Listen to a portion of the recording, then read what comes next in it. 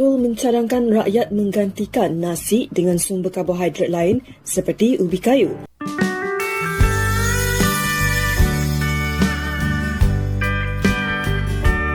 Assalamualaikum warahmatullahi wabarakatuh. Halo teman-teman, semua lagi di channel ini. Oke, buat teman-teman yang nonton video ini, saya harapkan mudah-mudahan teman-teman masih dalam kondisi sehat walafiat, dan jangan lupa dukung channel ini dengan cara like juga subscribe. Oke, di kesempatan kali ini saya mau reaksi sebuah video dengan judul Pemimpin Malaysia serukan makan singkong karena beras mahal. Oke, seperti apa videonya? Sebelum kita berkomentar, kita akan lihat dulu.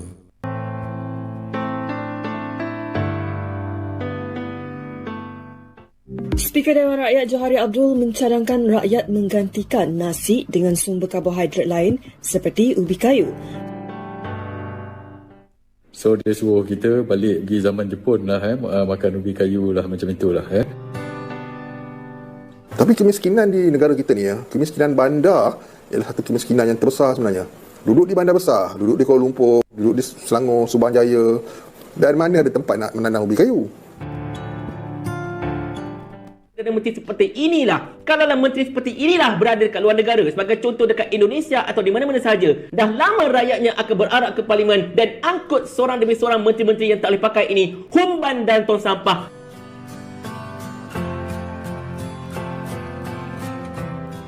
Krisis bahan pangan, terutama beras, tampaknya dihadapi oleh banyak negara, termasuk Malaysia. Beras lokal selain mulai berkurang, tapi juga semakin mahal harganya. Apalagi beras impor. Nah, seorang politikus Malaysia berusaha mengusulkan solusi, yakni memperbanyak konsumsi ubi kayu atau singkong untuk mengurangi ketergantungan pada beras yang mahal. Tapi kaum Melayu Malaysia tampaknya menilai ide tersebut tidak masuk akal dan sulit diwujudkan. Apalagi, harga singkong pun sebenarnya tak murah. Yuk kita simak videonya.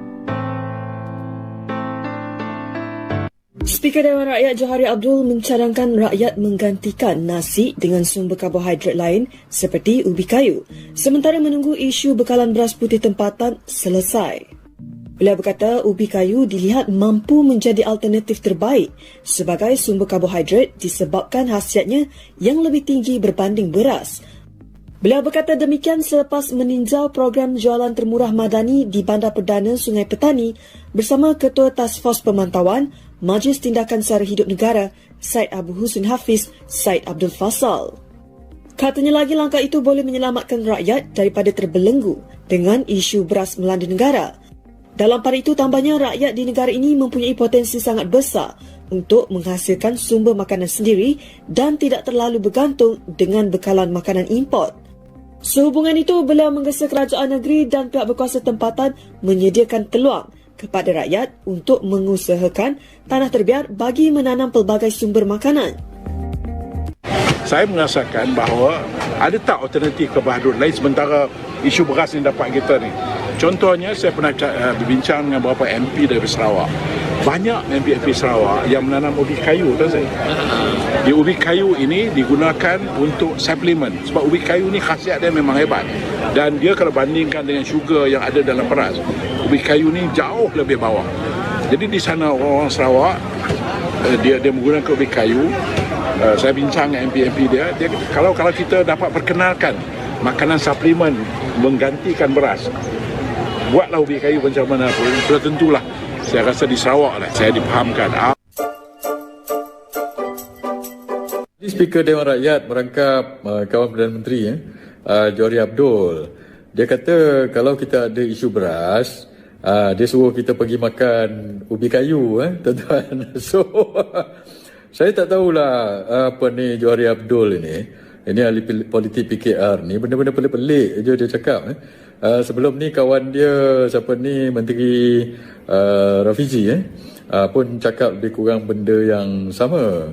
Rafizi kata kalau ayam mahal kita jangan makan ayam atau kurangkan makan ayam, macam itulah.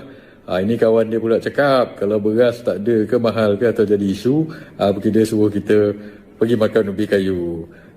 Saya nak tanya dia nak suruh kita pergi balik zaman Jepun ke? Macam itu masa zaman tu orang makan ubi kayu sebab kita tak dapat beras dan sebagainya. So inilah dia pemikiran ahli-ahli politik PH atau PKR ni tuan-tuan. Dia tak boleh selesaikan masalah. So dia suruh kita balik pergi zaman Jepun lah, makan ubi kayu lah, macam itulah. So saya sebagai pemimpin sampai ke speaker Dewan Rakyat ni, apa orang kata, awak fikir dulu sebelum awak keluarkan kenyataan, pakai otak lah sikit. Sebab awak, kenyataan awak itu, awak ni bukan ahli-ahli politik yang apa orang kata budak-budak, tapi kenyataan awak tu macam budak-budak ataupun awak tak pakai otak. Itulah dia saya nak cakap sikit kepada Johari Abdul. Ataupun saya nak cadang, sebelum awak suruh rakyat makan ubi kayu, jangan makan beras atau sebagainya, awak dulu pergi makan ubi kayu. Tengok hari-hari boleh makan ubi kayu tak? Dan berapa lama ubi kayu ni awak boleh simpan? Berbanding dengan beras. Dan kalau hari ni mungkin buat ubi kayu bakar, esok ubi kayu rebus, lepas tu lusa ubi kayu goreng ke apa, saya tak tahulah. Cuba Johari Abdul, awak buat dulu. Dan sekarang ni setahu saya ubi kayu pun naik harga. Mahal juga. So bukan saja beras naik harga, ubi kayu pun mahal dan naik harga. So sebagai speaker, nasihat saya, pakailah apa orang kata pemikiran yang elok sikit sebelum awak buat kenyataan begini. Cadangan yang kurang baik sebenarnya. Kenapa?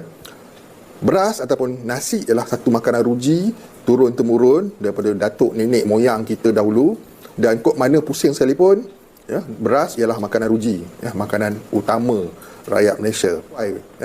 Walaupun diperkatakan dekat Sarawak dan Sabah banyak yang makan ubi kayu. Kita faham masyarakat di sana macam mana, suku kaumnya, tapi walau bagaimanapun mereka tidaklah memakan ubi kayu sepanjang hari, sepanjang minggu, sepanjang tahun, sepanjang hayat. Kok mana pun beras makan juga, cuma suplemen lah, betul lah kan, suplemen. Okey, sebabnya pertama, ubi kayu pun mahal sekarang ni. Kita jangan menyangkakan ubi kayu ni murah. Okey, bagi yang tinggal di kampung, mungkin boleh bercucuk tanam, ada tanah sekeliling rumah, dan boleh menanam ubi kayu, cucuk je kan, dan mungkin no issue. Tapi kemiskinan di negara kita ni, kemiskinan bandar ialah satu kemiskinan yang terbesar sebenarnya. Duduk di bandar besar, duduk di Kuala Lumpur, duduk di Selangor, Subanjaya, Damansara, Puchong, tapi mereka tinggal di rumah-rumah apartmen, ataupun kita panggil flat. Dan mana ada tempat nak menanam ubi kayu? Dan ubi kayu pun mahal harganya di bandar. Masalah ekonomi yang dihadapi Malaysia sebenarnya cukup berat. Selain ringgit yang jatuh, Malaysia memiliki utang segunung. Defisit anggaran Malaysia juga amat lebar, sehingga pemerintah berusaha mengurangi subsidi bahan bakar minyak dan jenis subsidi pangan. Dan hal ini tentu disambut dengan gundah oleh kaum Melayu Malaysia. Kita tahu sekarang ini harga barangan dekat pasaran sekarang memang sangat-sangat mahal, serta memang boleh katakan sampai menyebabkan orang tak mampu nak berbelanja lagi dah masalahnya. Dan ini telah dikontributkan oleh beberapa faktor seperti SST yang diperluaskan disebabkan oleh penarikan subsidi untuk bahan tertentu, kemudian tarif untuk kepenggunaan seperti elektrik dan air dinaikkan dan macam-macam lagi. Dan yang terkini, tuan-tuan sekalian, saya boleh sahkan kepada anda, kerajaan masih lagi belum cukup puas memerah duit rakyat Malaysia semahu-mahunya semata-mata untuk menutup kegagalan mereka membawa masuk pelaburan ke dalam negara kita ini. Ada 3 benda yang saya ingin sampaikan kepada anda sebenarnya. Yang pertama, yang ini merupakan satu cadangan. Saya kena berlaku adil. Ini bukan kerajaan suruh, tetapi ini merupakan satu cadangan. Tapi biasanya kalau cadangan ini datang daripada bank-bank, pastinya kerajaan akan ikut. Iaitu cadangan daripada Hon Leong yang menyatakan bahawa kerajaan boleh menjimatkan sampai 29 bilion ringgit bila subsidi petrol dan juga diesel ini disasarkan ataupun ditarik semula. Dan benda ini memang dah menyesakkan kita lah sebenarnya. Sebab sekarang ini ialah kita pun tahu, dengan tanpa penarikan subsidi diesel dan petrol ini pun barang dah mahal. Apatah lagi bila subsidi untuk kedua-dua bahan api utama dekat negara kita ini ditarik ataupun disasarkannya. Apatah lagi lepas ni kalau petrol pun nak disasarkan subsidi atau ditarik balik subsidinya, lagi sakitlah tuan-tuan dan puan sekalian. Yang kedua, berita yang terpaksa saya bawa kepada anda pada hari ini ialah subsidi tepung gandum untuk kegunaan awam akan ditarik secara perlahan-lahan bermula pada tahun ini. Di mana tahun ini, tengoklah, mungkin bulan depan, mungkin lagi 3 bulan. Tengoklah pada bila dan rasa nak tarik, dia akan tarik pada ketika itu. Tetapi yang nyatanya, subsidi untuk tepung gandum akan ditarik pada tahun ini. Dan ini pastinya akan meningkatkan harga barangan-barangan yang melibatkan tepung, seperti bakery, kek dan sebagainya. Roti pun akan naik harga juga. Tetapi yang ketiga ini paling sakit hati tuan-tuan dan sekalian.